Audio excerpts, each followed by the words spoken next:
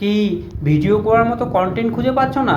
বিয়ে করে নাও, বিয়ে করে হাজবেন্ড বা ওয়াইফের সাথে ঝগড়া করো, আর ওই ঝগড়ার ভিডিও ফেসবুকে আপডেট করো, হয়ে গেল কন্টেন্ট।